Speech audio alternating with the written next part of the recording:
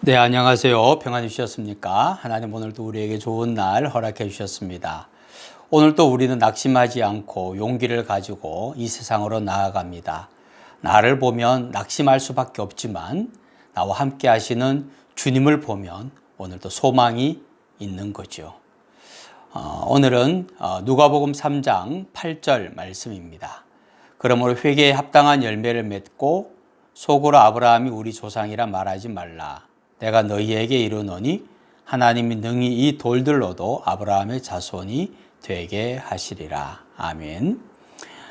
세례요한이 사역을 시작하고 회개하라 천국이 가까웠다고 외치자 많은 사람들이 세례요한에게 세례를 받기 위해서 나왔습니다. 그런데 세례요한은 자신에게 세례를 받으러 오는 무리들을 향하여서 독사의 자식들아 라고 말을 하게 됩니다. 독서를 퍼붓는 거죠. 왜 이렇게까지 독서를 퍼부어야 하나, 이렇게까지 할 필요가 있나 이런 생각이 듭니다. 그러나 세례 요한이 이렇게 거친 말을 한 이유는 그 사람들은 자신들이 독사의 자식임을 인정해야, 그래야 비로소 진정한 회개를 할 수 있고, 회개를 해야 죄사함의 세례를 받을 수 있기 때문이었기 때문입니다. 만약에 자신들이 독사의 자식임을 인정하지 못하고 세례를 받는다면 그것은 형식적인 예식에 불과한 것이 되는 거죠. 독사의 자식이라는 것은 그들이 아브라함의 자식이 아니라 마귀의 자식, 뱀의 자식이라는 뜻입니다. 다시 말하면 구원의 백성이 아니라, 하나님이 택한 백성이 아니라 지옥에 갈 자들이다, 그런 뜻을 가지고 있죠. 그러나 이들도 사는 길이 있다는 겁니다.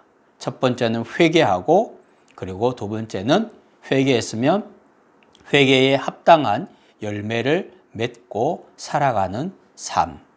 그러면 그들도 하나님의 백성이 되고 구원받는다고 말씀하고 있습니다. 그런데 회개하고 회개에 합당한 열매를 맺는 삶의 모습은 어떤 것인가? 굉장히 영적으로 고차원적인 그런 모습이 아니라는 거죠. 세례 요한이 말하는 것은 이겁니다. 옷 두 벌 있는 사람은 옷 없는 자에게 나누어 주고, 먹을 것이 있는 자도 그렇게 하고, 세리들은 정당하게 세금을 걷고, 군인들은 사람들을 협박해서 무언가를 빼앗지 말라. 이것은 당연히 해야 할 일을 말하는 거죠. 그러나 그 당시에는 그렇지 않은 것이 일상이었습니다. 비정상이 정상을 압도하는 세상이었던 거죠.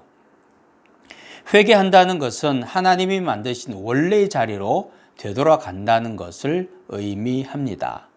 회개하지 않으면 하나님이 만드신 원래의 자리로 돌아갈 수 없는 것이고요.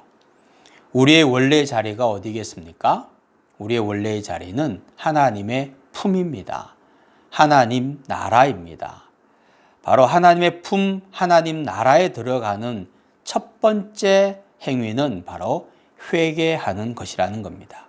그리고 회개하였으면 회개에 합당한 모습으로 살아가는 거죠. 이것이 당연하지만 결코 당연하지 않은 시대를 우리가 살아갑니다. 그래서 우리는 세상을 거슬러 오르는 힘든 믿음의 경주를 하고 있는 거죠. 그러나 우리가 가는 이 길이 바른 길이라는 사실을 우리가 꼭 기억해야 합니다. 회개하고 주님을 향해서 돌아섰으면 다시 되돌아가시면 안 됩니다. 끝까지 주님만 바라보고 주님의 품으로, 하나님 나라로 들어가야 합니다. 회개에 합당한 열매를 맺는 삶을 살아갑시다. 결단코 독사의 자식으로 돌아가서는 안 됩니다.